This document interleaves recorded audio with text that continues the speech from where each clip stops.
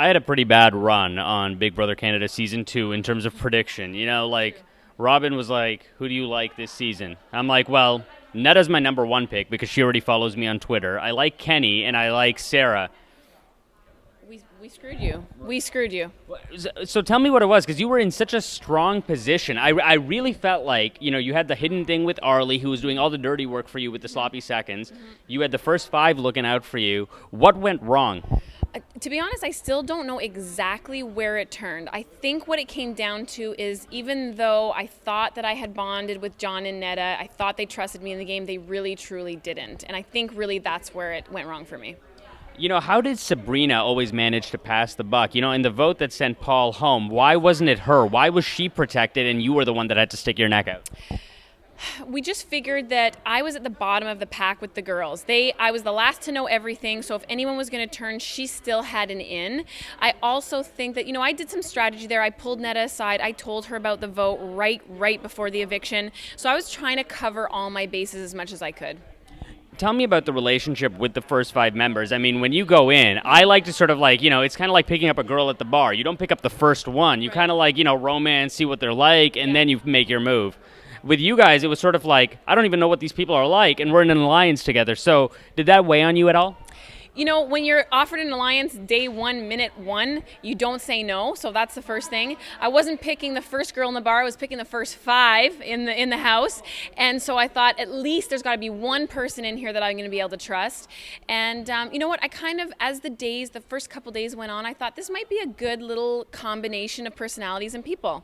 And it was, right? Because, you had 2 guys winning the competitions. Yeah. You had 1 guy playing the other side of the house. Yeah. And you had Sabrina, who I feel like has a hidden career as a hypnotist, How is Sabrina able to just get people to do what she wants? Okay, so people might hate me for this, but I was going through it in my head and I was thinking through the weeks. And to be honest, other than Rochelle's week, she wasn't really that big of a factor in the weeks.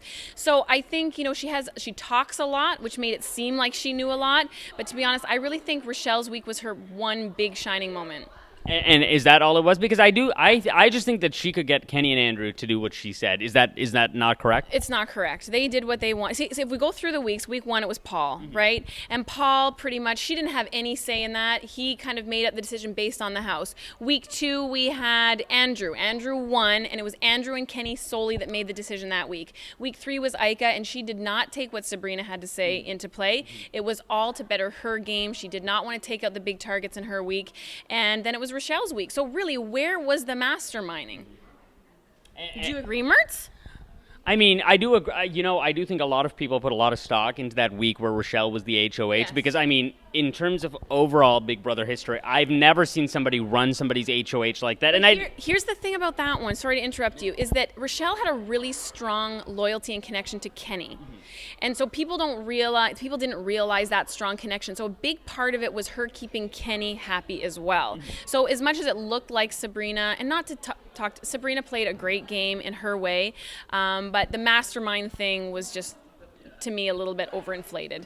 If the first 5 never happened, if you could go back and pick the alliance that you wanted, when you first went in, Sabrina never approaches you, how would you have done it differently? Well, once Canada became HOH, I really set my sights on John, Netta, Arlie, and Kenny. Those were the ones that I felt we were a powerhouse. If we were to get together, we'd clean up. Obviously, John and Netta did not need me, but that would have been kind of my dream alliance.